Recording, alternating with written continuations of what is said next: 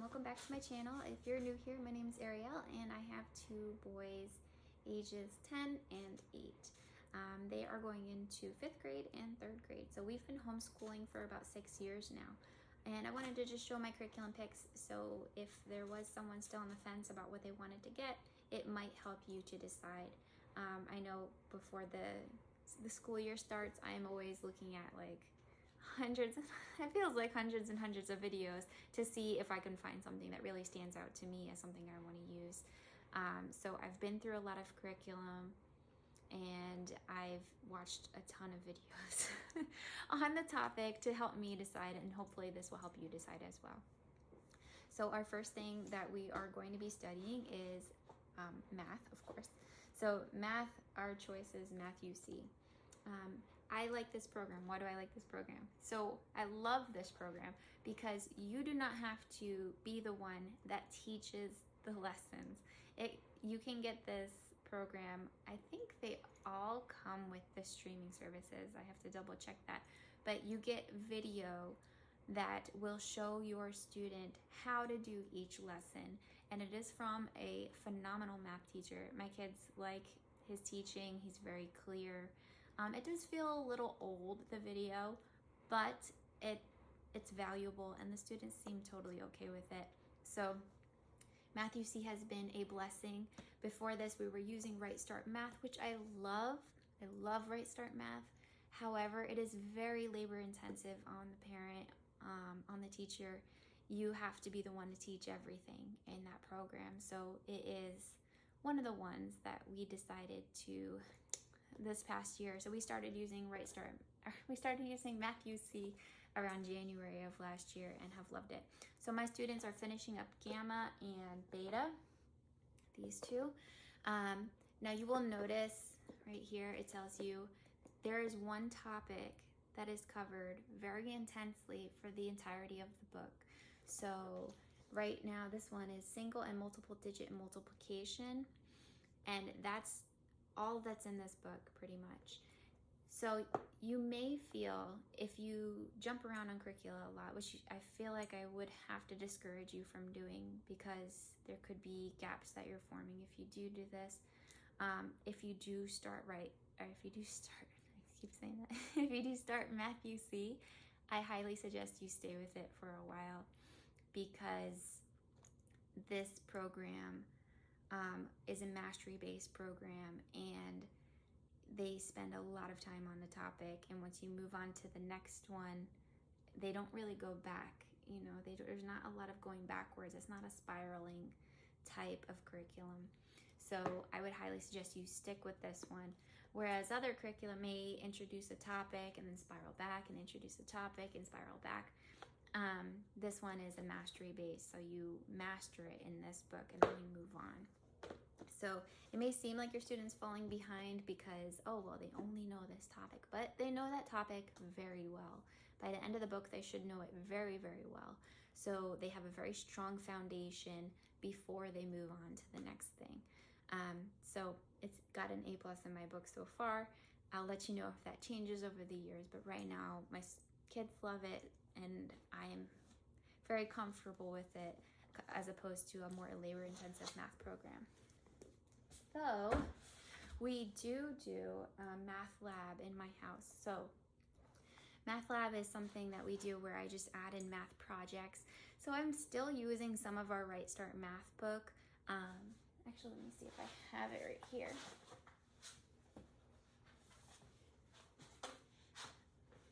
So like this book from Right Start Math, they have the math card games.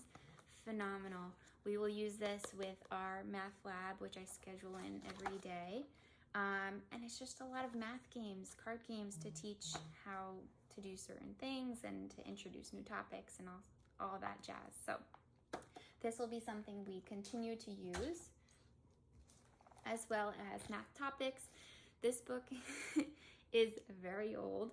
I believe it's from 1992, it looks like 1992. So this book is 31, wow, 31 years old. So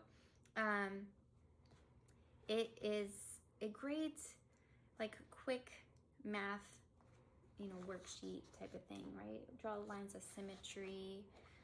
They have conversions, right? So 1 foot equals 12 inches, 1 yard is 36 inches, 1 yard is 3 feet, right? So some conversions. Here they have perimeter and area exercises, word problems, time word problems. So I like to, even like transactions, payments, deposits, balances. So introducing money management to them, having a pet shop and stuff like that. So this is a great book for reinforcing what you've already learned, maybe even introducing a new topic. Maybe not introducing a new topic if you're doing math UC. We'll have him introduce it and then we reinforce it. So I like to use these worksheets in our morning baskets, which is like our token time baskets. So if my kids complete a certain amount of things, they get tokens for that, where they can buy something from my treasure box. It makes it fun for them, and it gives me some time to get things ready in the morning while they're like, I don't know what to do, right? Gives me time to get things together. This does say grades 5 to 6 on it, but I feel like because it's from 1992, things have changed, right? The expectations have changed a bit. I feel like these could be done by my 3rd and 5th grader for sure. Or even when he was in 4th grade, I feel like he could do a lot of these things. So I would say anywhere from 3rd grade to 6th grade, this could be a good book to use. Then we're also continuing with Mindset Mathematics. Mindset Mathematics is a great program if you have a classroom. I used to teach in public school, and these would be phenomenal activities for a classroom. Now they can be altered, a lot of these activities, to do with your student, and some of them are easy enough, they're fine with just a small group. So it has a lot of activities to help you visualize math, help you to bring math into the real world, showing the relationship between things, right? Thinking about math a little differently. I love this writer. I just think it's Jo Baylor. I don't know how to say her name. I've listened to her books on Audible, and I've just loved the way she approaches mathematics. So they have all the different grades for Mindset Mathematics. I don't know what grade it goes up until, but we have grades 1 through 4 right now. I will be getting grade 5 once we are ready for it. I feel like we could still work with some of the books that we have now though. So we'll be continuing to work with Mindset Mathematics. And then we'll also be adding in the Math Chef. So the Math Chef is great because it is a recipe book with easy enough recipes for your child to do, but it leaves out some information that they have to fill in on their own, or it asks mathematical questions, or like, for example, it highlights things like, let me see if I can find one. There's one that's easy enough. Okay, so for the ingredients, right, it'll put 2 cups equals how many pints of water, right? So have that added in as you go throughout your recipes, and you can have them find the conversions and really apply what they're learning with measurement. They even have like thermometer measurement as well, caramel candy cubes, mallow fudge squares, cherry baked apples, what's the percent of margarine in a muffin, right? So a lot of math. We were going to be adding this in. My son is just starting to cook now, so I think this will be something that he'll find to be a lot of fun. Okay, the next topic we're doing is spelling. Whew. Now, spelling's going to be a big one for us, spelling and grammar, because I feel like my oldest son could be a phenomenal writer. He is very creative. He is very into writing. He's very motivated to make his own stories. But I feel like he's missing that component of grammar and spelling. So we're going to be adding them in. And we're actually doing 2 programs because I felt like one was just just not enough, you know. I felt like we needed a little bit more for us. So this will be our big focus this year, is grammar and spelling for writing. So for my younger son, he is just starting to gain confidence in writing words. He was just learned how to read this past year, and he's just starting to spell words on his own. He hates writing. So we have different programs for the two of them. The first, my younger son, he is going to be doing a reason for spelling bee. So I actually have the old teacher guidebook, and this is the new student workbook, but they work, as far as I can tell, perfectly together. There's nothing different about the two. I love this program for him because there are a lot of games in here. It's story based. There's very little actual handwriting compared to other programs, and it's just more building that confidence in how to spell things and building that confidence in forming sentences. So this, I believe, would be a good place for him to start. But right, they have a lot of games, poetry connections, activities throughout the teacher's manual. So for example, how to play, they say, have students think of words containing the sound. If the word is spelled with OU, print it out first. Print it on the first house. If it is spelled with OW, print it on the second house. Continue as long as there is time or interest. Right, this is drawing two houses on a board. Poetry connection, have students follow along as you read the poem. These poems are usually in the student book. Contractions activity here, write the following contractions on each card. Make as many sets as needed. So each pair of students has 10 cards. Divide the class into pairs, and then you have a game that goes with it. So this is a very activity-based spelling program. He's not just going to be sitting and writing, which I think would be good for him. And I do love the reading part of it. I also love that they have a section, I'll just show it in the student book. Once you get to, first it's phonics and then it gets into the lessons. But they have a section with the word shapes. My son struggles with remembering which letters go beneath the line and which ones go up. I think this will help him to see the words and see the letters a bit more with the shapes there for him, and he'll have to pay attention to it to figure out which word goes in each box. So that's fun, I think. And so that was a reason for spelling.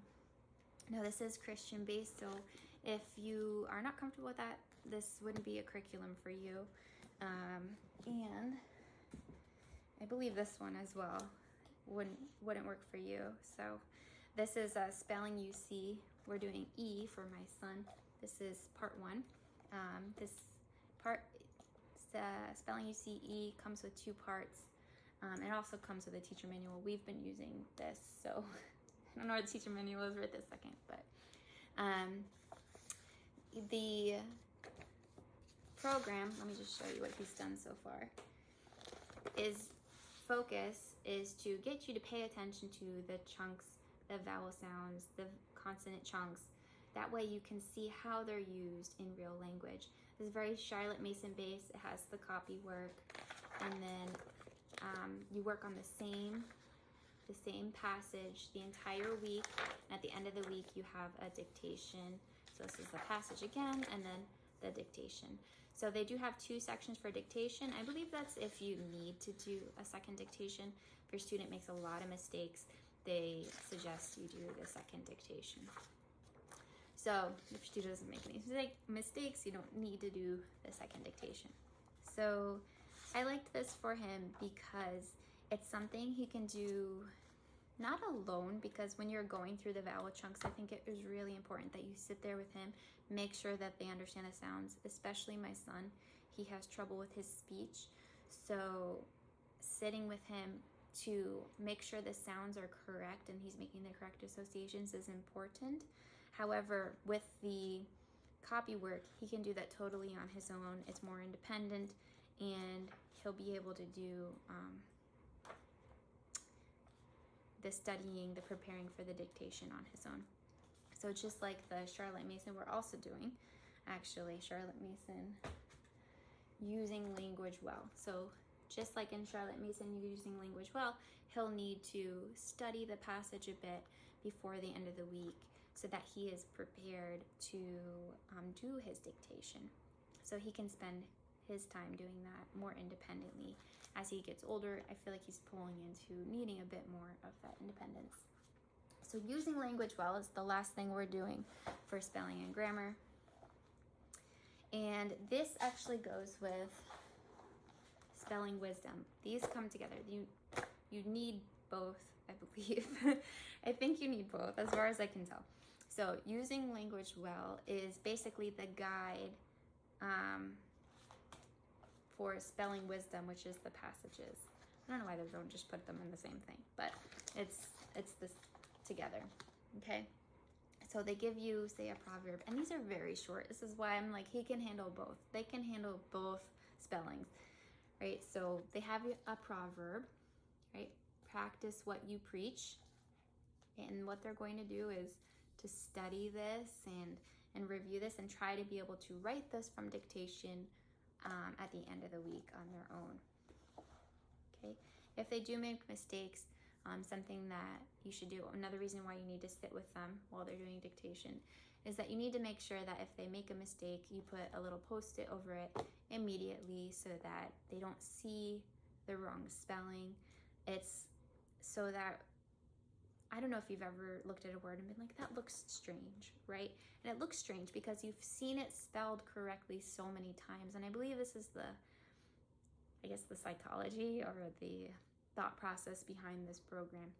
You want them to see the correct writing as often as possible to build that familiarity with the word and with the sounds.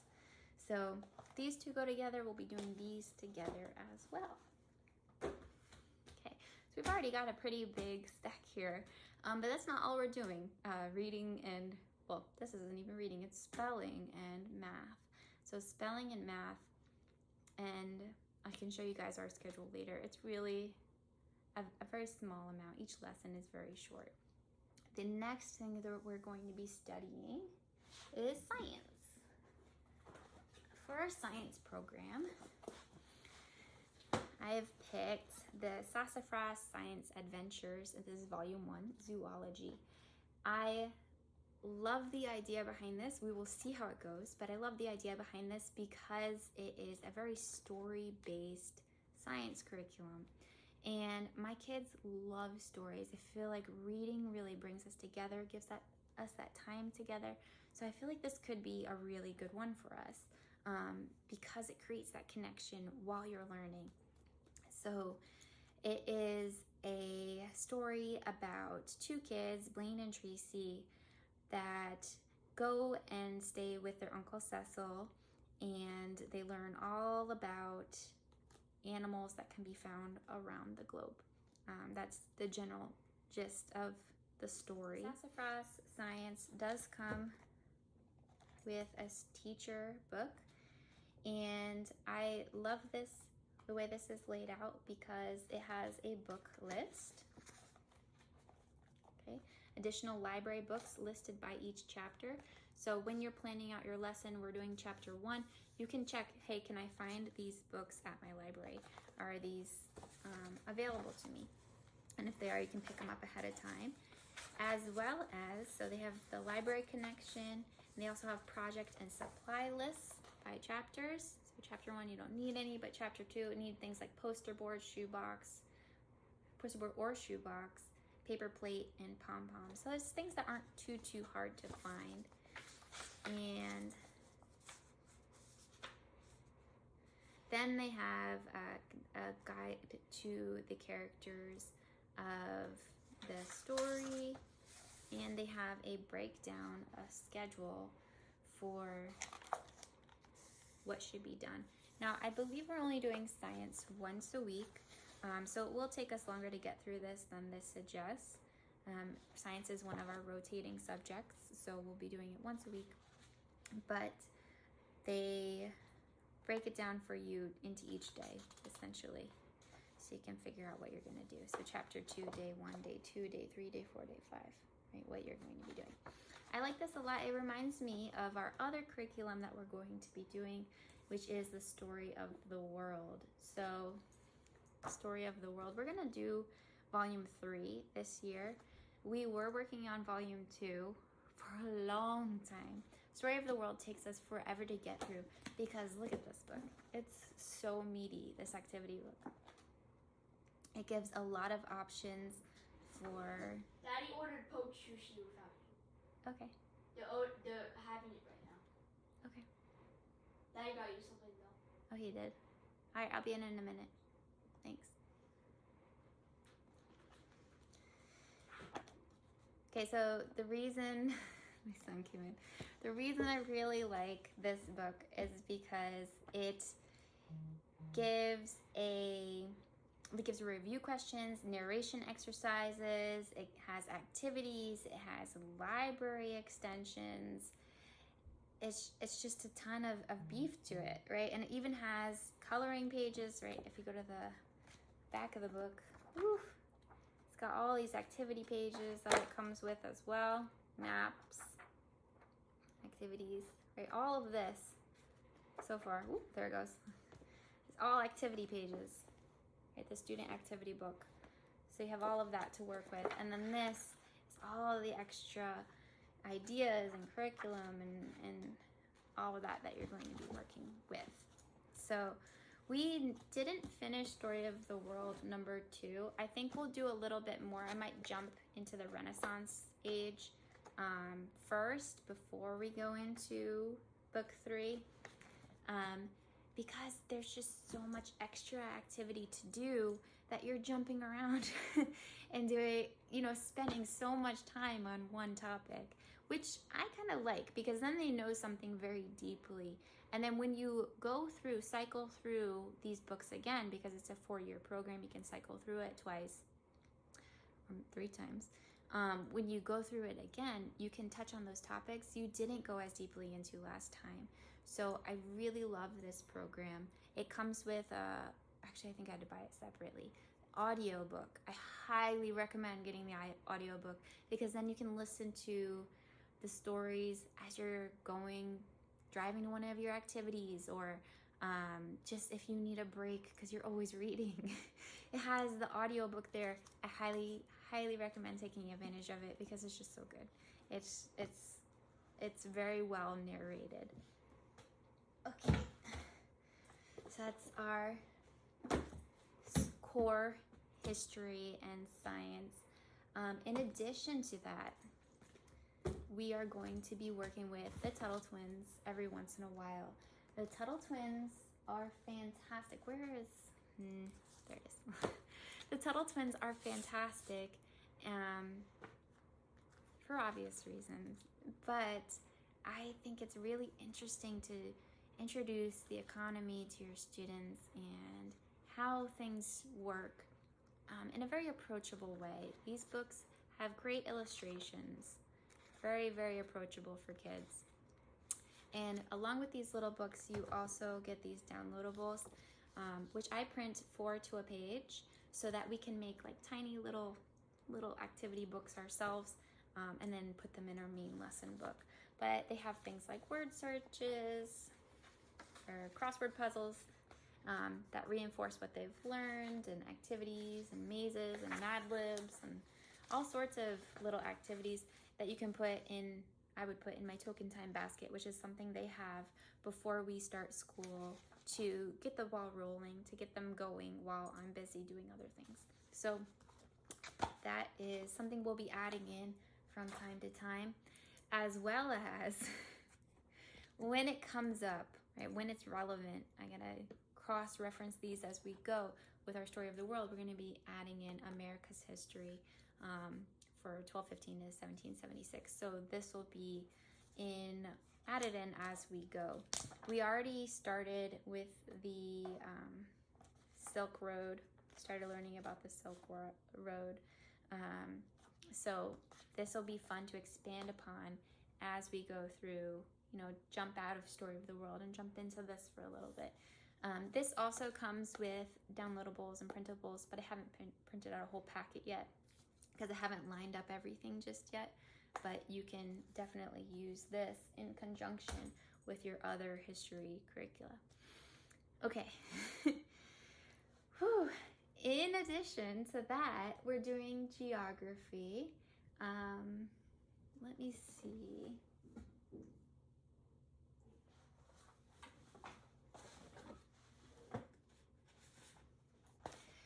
Okay, so for our geography, we're doing Around the World with picture books. We never finished this. We kind of jump in and out of this as well as it comes up. This has library connections to add to. It has books that it comes with, and then books that in addition to it. Has activities you can do. Usually has a recipe, right? So Japanese cuisine. We're doing Japan right now, so Japanese cuisine. They're actually eating Japanese cuisine right now. So it has a lot of things added in that you can use to expand with your students. It does come with student pages as well that you can add into the main lesson book to form your portfolio at the end of the year. So this is a really beautiful program.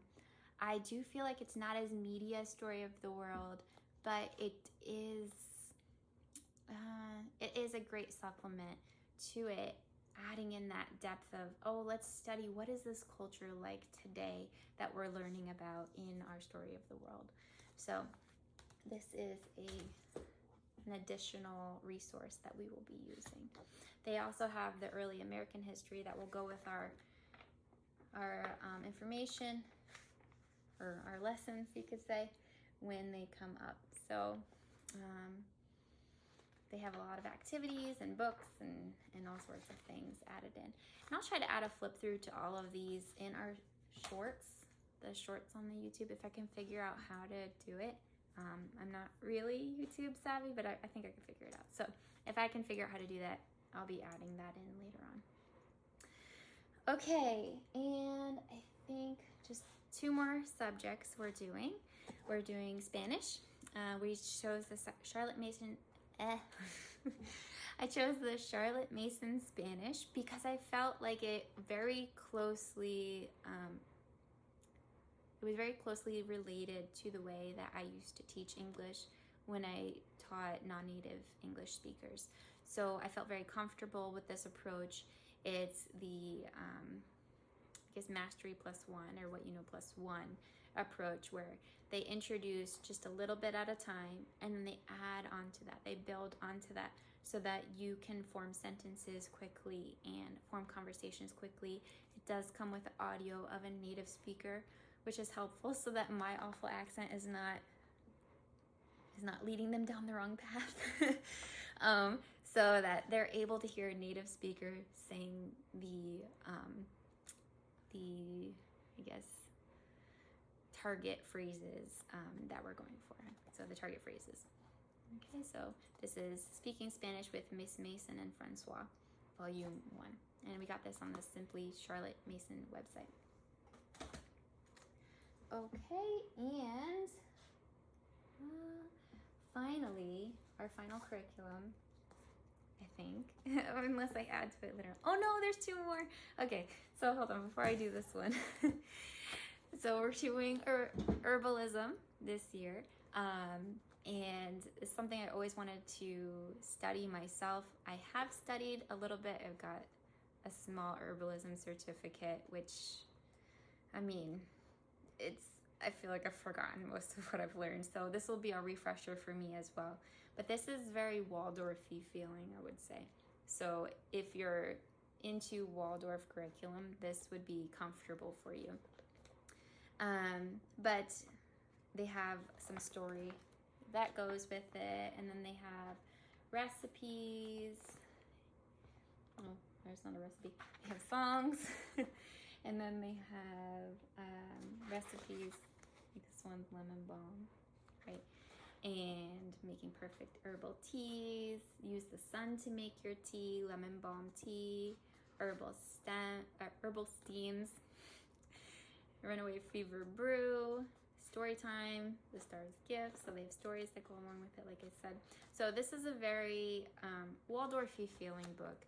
I love the Waldorf approach because of how beautiful it feels with childhood and imagination and nurturing that creativity and kind of like letting the magic live when they're little.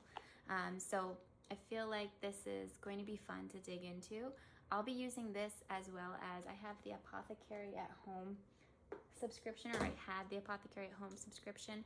I had planned on doing a lot of these things and teaching it on, not teaching it, but showing it on my website when we felt I had planned to show a lot of these things on my website, but when I got sick, a lot of it fell to the side. So now I have all of these kits backed up where I'm excited to dig into them this year with my kids now that I'm feeling a little better. And, right, so we've got all sorts of herbs and stuff that dig into with this kit, which I'll show more and more of on my website if you are interested. Finally, our last thing, this is really the last thing this time, is the biggest story, well, I guess it's this one, right? Is our biggest story curriculum. And this one is big, right? This is our Bible curriculum. Actually, I already took one out. Well, comes with other, no, that's not. See, this is what happens when I get too much going on.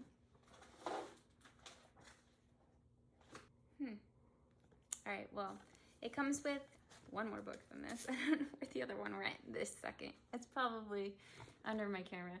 So this comes with many books, and I'll do a flip through of these, like I said. But it has the different sections of the Bible. Let's just take this one, for example. And it gives the teacher a guide to teaching that. Now, I believe this is meant to be used more of a Sunday school setting, but I felt like we could adapt it so that we could use it at home. They give you, right, the reading. They ask you to look, and ask for your own understanding of it. And then they give you the big picture, and they help you teach the story and show the gospel connection. They have questions at the end to help engage. And then they have activities. So this is where it really got me. I was like, all right, we have activities. All right, let's do it. So they have activities for different ages, right? This is K through 2nd and 3rd through 5th. And I believe that's all they have, K through 2nd and then 3rd through 5th. But each of the activities, they have a supply list and before class, like what you need to get. And then they have the instructions for the activity. Now, some of these, like I said, are meant for a classroom. So this might be a curriculum that you want to get with other people in your community and do together, or other people in a co-op and do together. However, I feel like there are a lot of activities in here that could be used in your home. A lot of crafts and such like that. So I will put a flip through of these later on, just so you can get an idea of it. But yeah, so that's it. And this one comes, of course, with this. Well, I think I bought them separately, but they go together, the biggest storybook. And this is very approachable for children, right? Very bright, vibrant, and gives a prayer and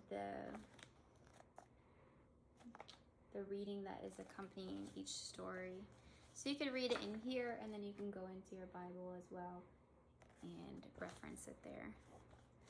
So again, I can put flip-throughs of these online later on to help you get a better view of it. Other than that, we're going to be adding in a lot of not reference books, like supplemental books. We always add in, just actually can move my camera right now, right? So like the Magic School Bus. I love the Magic School Bus.